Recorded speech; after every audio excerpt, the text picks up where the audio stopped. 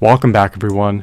Today we're going to be shedding light on the benefits appertaining to having your revenue streams on autopilot. So why would it behoove you to get all your revenue streams on autopilot? Well, the benefits associated with having your revenue streams on autopilot are multitudinous, to say the least. It is eminently beneficent to have all your revenue streams on autopilot. Why, you may ask? Without further ado, without further delay, allow me to demystify that answer to that inquiry right here, right now. First and foremost, by having all your revenue streams on autopilot, your income is uncapped. It is limitless. Your earnings potential is no longer fettered by an infinitesimal pittance of a non-subsistence wage imposed by an employer when your revenue streams are on autopilot. You do not want your earnings potential to be fettered, nor capped, nor stymied, nor restricted. You do not want to reach a glass ceiling. You want to be able to experience limitless, boundless growth of unprecedented proportions. You want to be able to move your life in a forward movement trajectory and never stagnate nor regress. So when your revenue streams are on autopilot, you can further amplify your revenue by cultivating new recurring revenue streams. Instead of selling your sacrosanct, indispensable, finite, precious, invaluable time for a pittance of fiat currency at a non-subsistence wage imposed by an employer, you should instead cultivate behemoth brands, create income-generating assets, and hone in on fostering recurring revenue streams. Another profound benefit appertaining to having your revenue streams on autopilot is that you're able to liberate your time. You're able to regain purview over your time. You want to be a pioneer of your own future. You want to have the autonomy to live your life however you deem fit. When you have purview over your time, you have more time that you can earmark into pursuing your higher aspirations and into pursuing worthwhile goals. You want to be able to attain your overarching goals. You want to be able to actualize your latent potential and manifest it into reality. So having jurisdiction over how your time is allocated can indeed be ineffably beneficent in every facet. It also affords you with more time to indulge in stress alleviating activities to alleviate chronic stress. It affords you more time to bask in attaining quality deep sleep. It affords you more time to engage in healthy social circles. It affords you more time to embrace leisure activities. It affords you more time to embrace your hobbies and passions and other worthwhile pursuits, such as entrepreneurial pursuits. When you have your revenue streams on autopilot, it also affords you more time to indulge in devouring food subsumed under the salubrious, wholesome, heart-healthy, brain-healthy, kidney-healthy, anti-cancer, anti-diabetic, nutrient-dense, alkaline, antioxidant-rich, anti-inflammatory, raw fruitarian diet. When your revenue is no longer tethered to your time, you have more time to eat, sleep, exercise, and of course partake in stress-alleviating activities. You also have more time to socialize. You have more time to pursue your hobbies and your passions. It can allow you to enrich, aggrandize, ameliorate, and enhance every facet of your life when your revenue streams are on autopilot. If you have one source of revenue, and if you need to conditionally work 60 to 80 hours per week for an employer in perpetuity in order to sustain earning that revenue stream, is a recipe for chronic stress, chronic burnout, chronic fatigue, and of course destitution, chronic poverty, indigence, an insurmountable debt, because they'll never pay you even 1/12 of a livable wage. Why, you may ask? The overarching goal of a company is to maximize the wealth of their shareholders and maximize their profits. It's not conducive to maximizing the well-being of their employees. They view their employees as expendable, exploitable, harvestable, capital livestock to be harvested for profiteering purposes. It is lamentable, to say the least, but it is what it is.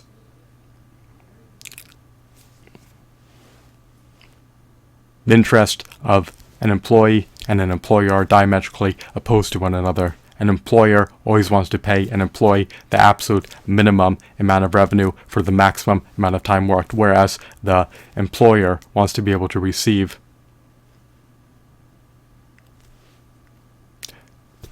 Let me rephrase that. The employee wants to be able to receive the maximum amount of revenue for the minimum amount of time worked.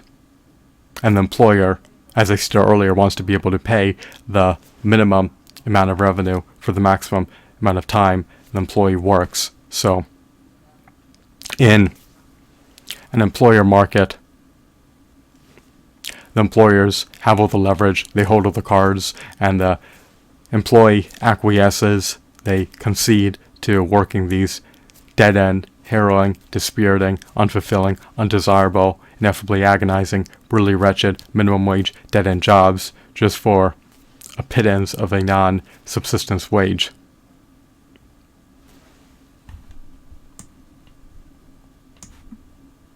They do not want to take the time to cultivate behemoth brands, nor create income-generating assets, nor foster recurring revenue streams, because they're not guaranteed a penny if they embrace entrepreneurial pursuits, and they need money immediately. You may be able to yield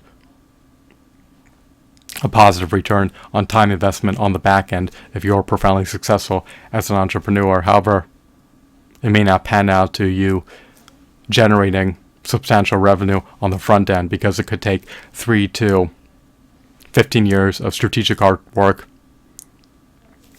for at least 14 to 18 hours minimum per day over the course of 3 to 15 years to have an iota of a chance to be profoundly successful as an entrepreneur, especially if you compete in overly saturated, hyper-competitive, niche user-generated content markets, or niche product markets that are replete with competition. Your competitors have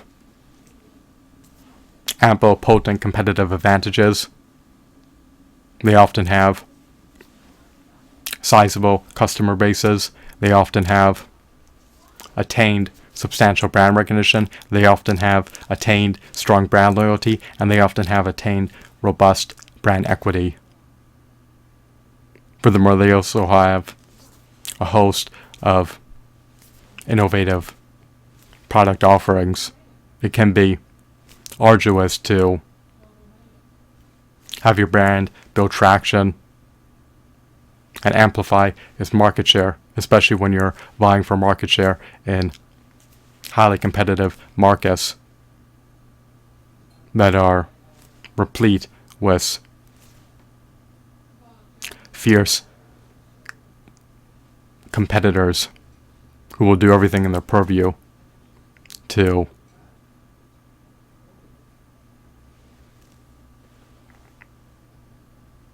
amplify their market share and win over the target market.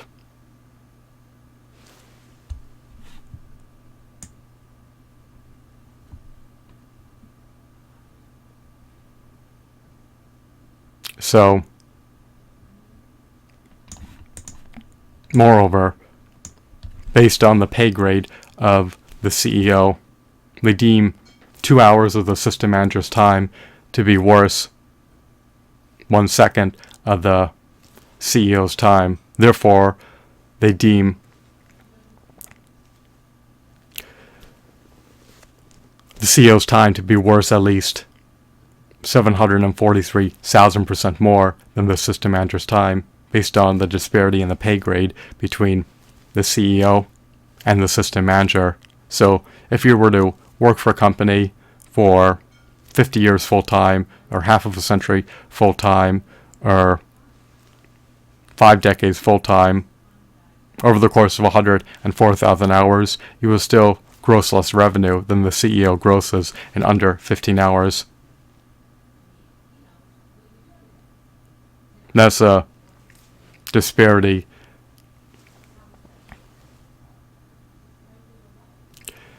in income between the CEO and the system manager.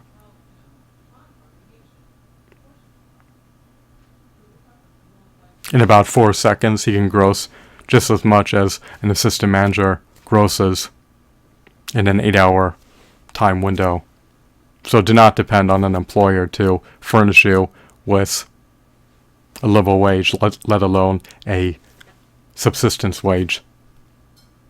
The profits are reserved for the shareholders. The CEO, and of course, the executives.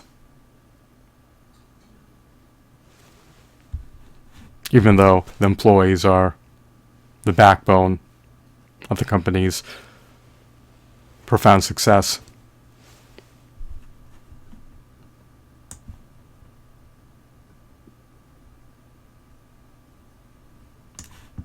Do everything in your purview to get your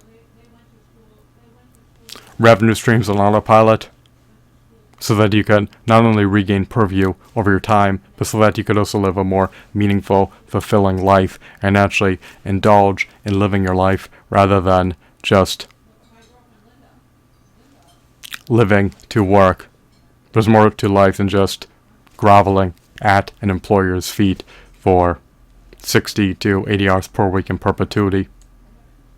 They will never pay you a livable wage. A livable wage to retire after 20 years elapsed would be a mean net wage of $122. You would need to earn a mean net wage of at least $122 per hour over the course of 41,600 hours, or 1/5 of a century, or 20 years, to be able to retire post 20 years elapsing.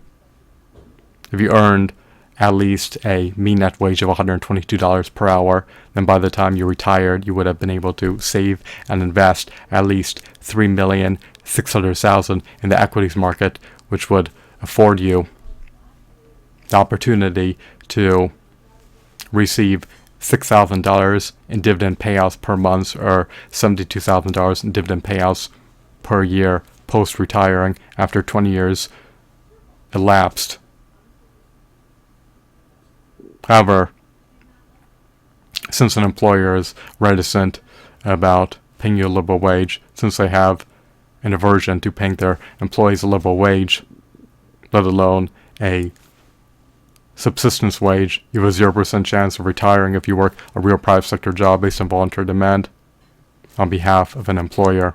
You render your employers wealthy and the shareholders wealthy, even though you're borrowing equity out of your health, time, happiness, dignity, and future wealth to be able to do so. It may provide you with an iota of fleeting, ephemeral, short-term relief. It may provide you with a pittance of fiat currency at a non-subsistence wage, but it does not provide you with a penny on the back end, and it caps your income based on the measly hourly rate imposed by an employer, and is just fleeting short-term relief, and realistically you're not going to be able to sustain working that dead-end, dispiriting, agonizing, brutally wretched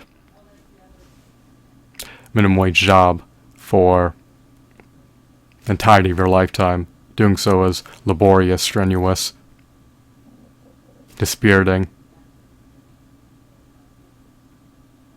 Do you feel disenfranchised? Do you feel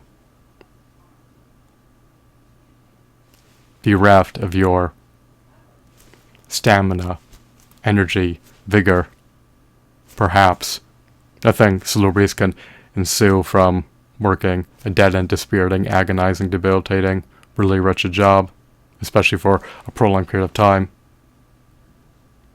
So get your revenue streams on autopilot and do everything in your purview to manifest a prosperous, abundant, auspicious, blissful future into reality. You want to be able to not only regain purview over your time, but live the life that you envision you would be able to, and do not live your life to appease an employer who doesn't give an iota, does not give a modicum about your well-being.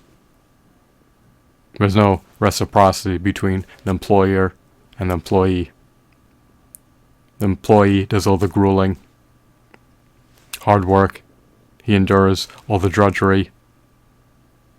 And in spite of all the profits he generates for the employer pays him an infinitesimal pittance of a non-subsistence wage. So, it is unfortunate, it is lamentable, is it reprehensible and deplorable? Well, the situation is not ideal in any facet, and it is mortifying, but it is what it is. So do not depend on an employer to even provide you with a low standard of living, and hone in on getting your revenue streams on autopilot, because not doing so can be detrimental to your long-term future. It's a struggle to earn revenue immediately when you're cultivating recurring revenue streams, but you should have a prudent mentality and not a myopic short-term mindset. Once again, I hope you found this video to be enthralling as well as insightful. Have a blissful day. Goodbye.